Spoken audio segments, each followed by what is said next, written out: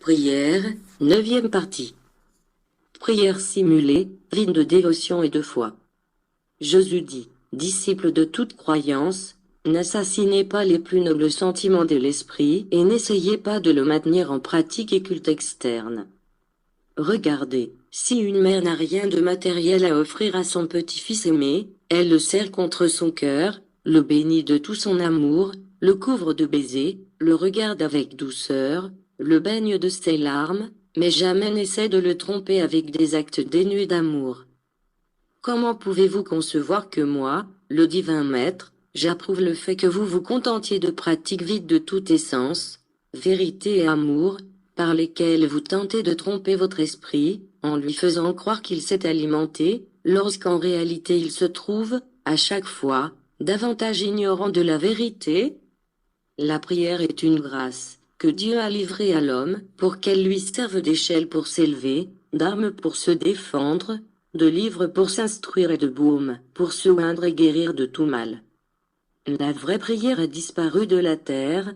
Les hommes ne prient déjà plus et, lorsqu'ils essaient de le faire, au lieu de me parler avec l'esprit, ils s'adressent à moi avec les lèvres, en faisant usage de vaines paroles, de rites et d'artifices.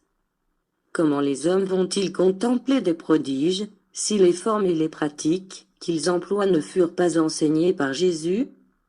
Il est impérieux que revienne la véritable prière parmi les hommes et, c'est moi, une fois de plus qui vint pour vous l'enseigner. Enseignez à prier, faites comprendre à vos frères que c'est leur esprit qui doit communiquer avec leur Créateur, qu'ils comprennent que presque toutes leurs prières sont le cri de la matière, l'expression de l'angoisse, la preuve de leur manque de foi, de leur mécontentement ou de leur méfiance envers moi. Faites comprendre à vos frères qu'ils n'ont pas besoin de blesser ou de lacérer leur corps pour émouvoir mon esprit, pour éveiller ma pitié ou ma charité. Ceux qui s'infligent des souffrances et pénitences corporelles agissent de la sorte parce qu'ils n'ont pas la moindre notion des offrandes qui m'agréent le plus, ni de mon amour et de la miséricorde de votre Père. Croyez-vous qu'il soit nécessaire de voir, dans vos yeux, les larmes et dans votre cœur la douleur, pour m'apitoyer sur vous? Ce serait m'attribuer dureté, insensibilité, indifférence, égoïsme. Concevez-vous ces défauts en ce Dieu que vous aimez? Vous êtes-vous préoccupé de me connaître? C'est parce que vous n'avez pas éduqué votre intelligence pour qu'elle pense en accord avec l'esprit. À présent, abandonnez la terre pendant quelques instants et venez à moi en esprit. Pour de nombreux siècles, l'humanité s'est trompée dans sa forme de prier, pour cela elle n'a pas fortifié ni illuminé de mon amour le chemin de sa vie, puisqu'elle a prié avec ses sens, et non avec son esprit.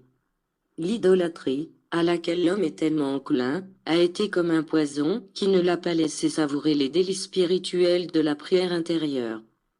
Que de misère les hommes n'ont-ils pas traîné par le seul fait de ne pas savoir prier? Et, quoi de plus naturel, mes disciples? Quelle force spirituelle un être humain peut-il avoir, pour résister aux épreuves de la vie, s'il ne fait rien pour se rapprocher de la source de vie qui existe en mon esprit? Il me cherche dans les abîmes et les ombres alors qu'il doit s'élever pour me trouver au sommet, dans la lumière.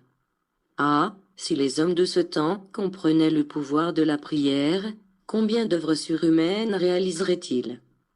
Mais ils vivent une époque de matérialisme dans laquelle ils tentent de matérialiser jusqu'au divin pour pouvoir le toucher et le voir. Dieu te bénisse.